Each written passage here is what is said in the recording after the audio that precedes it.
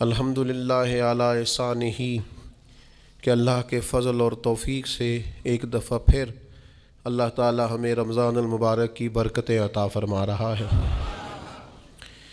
اللہ تعالیٰ نے قرآن مجید میں ارشاد فرمایا ہے کہ یا ایہا الذین آمنوا کتب علیکم الصیام کما کتب علی الذین من قبلکم، اے ایمان والو تم پر روزے فرض کیے گئے ہیں جس طرح کہ تم سے پہلے لوگوں پر فرض کیے گئے تھے، لعلکم تتقون، تاکہ تم پرہیزگار ہو جاؤ۔ روزے کی برکت سے تمہیں تقوی نصیب ہو۔ صوم کا لغوی معنی رکنے کے ہوتے ہیں، یعنی صبح سے لے کر مغرب تک کھانے پینے سے، عمل زوجیت سے رک جانے کا نام روزہ ہے۔ کھانا پینا ویسے بھی اللہ کے حکم سے ہی چاہیے۔ سارے پرندے ہوا میں اڑتے ہیں پر سارے نہیں کھانے چاہیے، وہی کھا سکتے ہیں جن کو شریعت نے جائز قرار دیا۔ بہت سارے جانور زمین میں چلتے پھرتے ہیں پر سارے کھانا مسلمان کے لیے حلال نہیں ہے، وہی کھا سکتا ہے جو کھانے کی اللہ رسول نے اسے اجازت عطا کی۔ مال، پیسہ، دولت ارد گرد بکھرا ہوا ہے لیکن سارا ہمارا نہیں۔ ہم وہی کھا سکتے ہیں جو ہمارے رب نے ہمارے لیے جائز رکھا ہے اور جو ہمارا حق ہے۔ کھانا پینا پہلے بھی مسلمان کا اللہ کی مرضی سے ہی ہے۔ ہر چیز ہر شے کھا سکتا نہیں ہے، بس رمضان میں ایک پابندی اور لگا دی کہ جو جائز بھی ہے، جو حلال بھی ہے، جو طیب بھی ہے، بس تمہارے رب کی مرضی ہے کہ تم نے صبح سے لے کر مغرب تک وہ بھی نہیں کھانا۔ بس پہلے بھی پابند ہے اللہ کے حکم کے، اور رمضان میں ایک پابندی اور کرنی ہے اور روزہ رکھنا ہے۔ اور اس روزہ کتنی کو محبوب چیز ہے اللہ کو، کتنی کو پسند ہے۔ نسائی میں حدیث ہے، ایک صحابی نبی کریم علیہ السلام کے حضور حاضر ہوئے اور عرض کی یا رسول اللہ صلی اللہ تعالیٰ علیہ وسلم، مجھے کوئی ایسا عمل بتائیں جو مجھے نفع دے۔ مطلق اعمال میں سے جتنے بھی اعمال موجود ہیں اللہ کی رضا کے لیے کرنے والے، ان میں سے اس نے کسی عمل کا انہوں نے سوال کیا۔ عرض گزار ہوئے یا رسول اللہ صلی اللہ تعالیٰ علیہ وسلم، کوئی عمل بتائیں جو مجھے نفع دے۔ تو اللہ کے حبیب علیہ السلام نے فرمایا روزہ رکھ، اس کی مثل دوسرا کوئی عمل نہیں ہے۔ روزہ اتنا بڑا عمل ہے انسان کو نفع دینے والا، مسلمان کو فائدہ پہنچانے والا، کہ اس جیسا دوسرا کوئی عمل یہ حدیث میں حضور علیہ السلام نے بیان کی۔ اب روزہ اتنی بڑی سعادت ہے، اور کرنا کیا ہے؟ اللہ کے حکم سے کھانا پینا ہے۔ جس وقت اس نے کھانے سے روک دیا اس وقت رک جانا ہے، جس وقت اجازت دی ہے اس وقت کھا لینا ہے، لیکن نفع اتنا ہوگا کہ حضور فرماتے ہیں اس جیسا دوسرا عمل ہی کوئی نہیں۔ اتنا فائدہ مند کام ہے۔ روزے بڑی غنیمت ہیں۔ رمضان المبارک کا مہینہ بڑی سعادت ہے۔ آپ اندازہ فرمائیے کہ نبی پاک علیہ السلام نے حضرت سلمان فارسی رضی اللہ تعالیٰ عنہ فرماتے ہیں رمضان سے ایک دن پہلے خطبہ دیا تھا باقاعدہ، اور ہمیں حضور نے رمضان کی عظمتوں سے آگاہ کیا تھا۔ رمضان المبارک سعادت افروز گھڑیاں ہوتی ہیں، اس کا لمحہ لمحہ برکت ہوتا ہے، اس کی ایک ایک ساتھ خدا کا انعام لے کے آتی ہے۔ رمضان المبارک کی ایک ایک گھڑی بخشش، مغفرت، اللہ کی عطا، اللہ کا کرم، اللہ تبارک و تعالیٰ کی رحمتوں سے بھرپور ہوتی، ایسے جیسے چاروں جانب خدا کی رحمت کا می برس رہا ہوتا ہے۔ بس جن کی جھولیاں پھیلی ہوئی ہوں گی اور جن کے دامن کھلے ہوئے ہوں گے وہ اپنے دامن رحمت الہی سے بھرپور کر لیں گے۔ لیکن سادی سی بات ہے بھائی، جو آدمی سویا رہے، غافل رہے، اٹھ کے اپنے کمرے کا دروازہ ہی نہ کھولے تو سورج جتنا مرضی چمک رہا ہو اسے کوئی فائدہ حاصل ہوتا نہیں، اسے کوئی روشنی نصیب ہوتی نہیں، کیونکہ وہ تو اٹھا ہی نہیں، جاگا ہی نہیں، بیدار ہی نہیں ہوا۔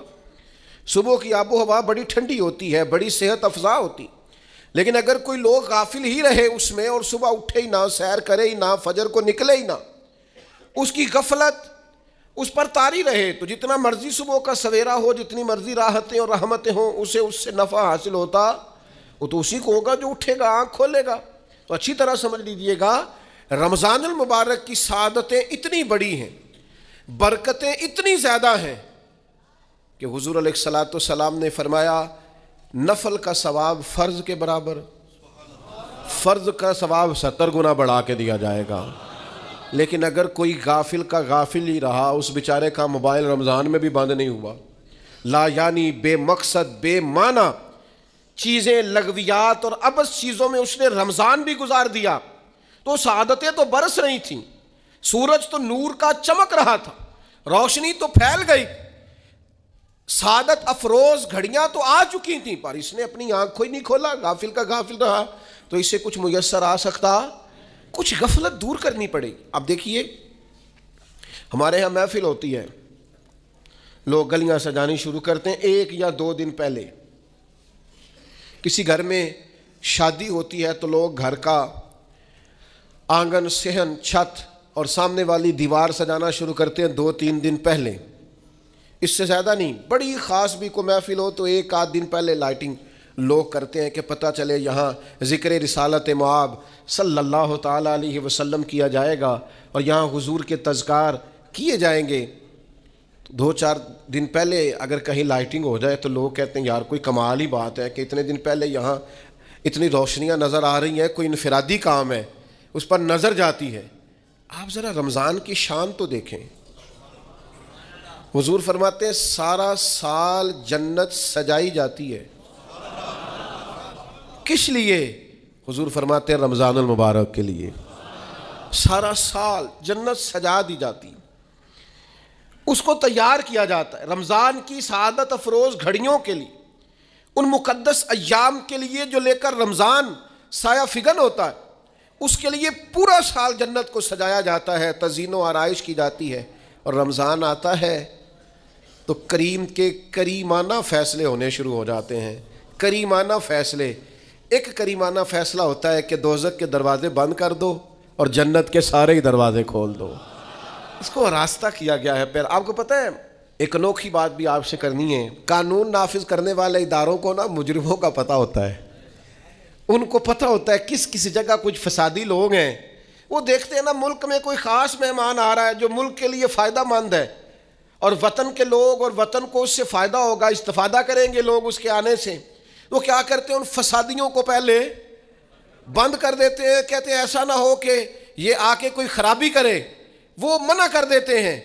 تو یاد رکھ لیں، سمجھ لیں، حضور فرماتے ہیں شیطان کو بھی قید کر دیا جاتا ہے۔ رمضان آنے والا ہے تو اللہ شیطان کو قید کر دیتا ہے، جکڑ دیتا ہے۔ فرمایا رمضان آ رہا ہے اور میرے بندوں نے اپنی بخشش کرانی ہے، انہوں نے میری عبادت کرنی ہے، انہوں نے روزے رکھنے ہیں، انہوں نے آ کر کے اللہ کے حضور معافیاں مانگنی ہے، اور رمضان کی ہر رات میں 70 ہزار یا بلا مثال و بلا تشبیہ اللہ جانے کتنے بے حساب لوگوں کی رب نے بخشش کرنی ہے۔ تو یہ شیطان بڑا مکار ہے، یہ کھلا ہوا دشمن ہے، کوئی خرابی نہ کر دے لہذا پہلے اسے باندھ دو، خرابی نہ کرے کسی قسم کی اسے باندھ دیا جاتا ہے۔ مہمان بھی آ گیا، خرابی کرنے والا بھی باندھ دیا، لیکن اگر فائدہ لینے والے پھر بھی فائدہ نہ لیں تو پھر ان سے کہا جائے گا کہ تمہارے پاس اب کوئی بہانہ بچا نہیں ہے، اب تمہارے پاس کوئی کسی قسم کا عذر باقی نہیں ہے۔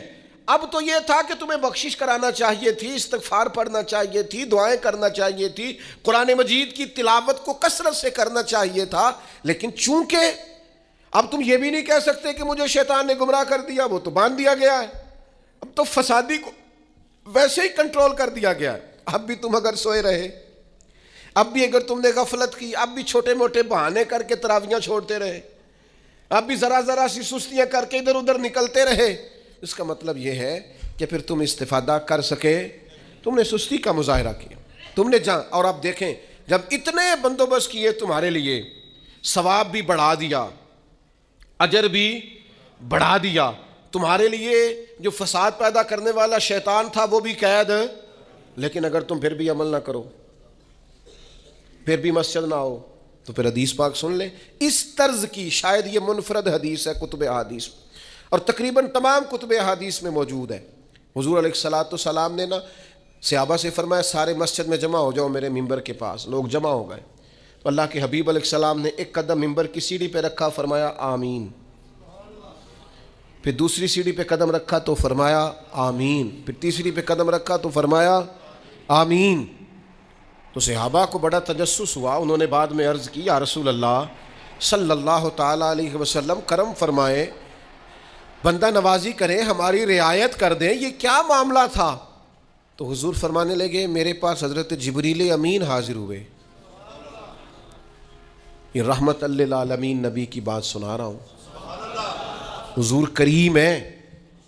کریم فرماتے ہیں کہ حضرت جبریل آئے اور میں نے ابھی ممبر کی پہلی سیڑھی پر قدم رکھا تھا تو انہوں نے عرض کی یا رسول اللہ صلی اللہ تعالیٰ علیہ وسلم ہلاک ہو جائے وہ شخص جو آپ کا نام سنے اور آپ پر درود و سلام نہ پڑھے. تو میں نے کہا آمین. پھر حضرت جبریل عرض گزار ہوئے یا رسول اللہ صلی اللہ تعالیٰ علیہ وسلم وہ ہلاک ہو جائے جس نے بڑھاپے میں والدین کو پایا اور ان کی خدمت کر کے بخشش نہ حاصل کر سکا. میں نے کہا آمین. اور کریم فرمانے لگے پھر حضرت جبریل نے عرض کی یا رسول اللہ ہلاک ہو جائے وہ شخص جس کو زندگی میں رمضان ملا, جس کو اس ماہ نور و سرور شہر رمضان الذی انزل فیہ القرآن, رمضان کا وہ مہینہ جس میں ہم نے قرآن نازل کیا, جس کو ماہ مبارک, ماہ نور و سرور, ماہ طیب, ماہ مبارک رمضان ملا, پھر وہ اپنی بخشش نہ کرا سکا, وہ ہلاک ہو جائے. تو حضور فرماتے میں نے بھی کہا آمین. اللہ تعالی ہم سب کو محفوظ فرمائے.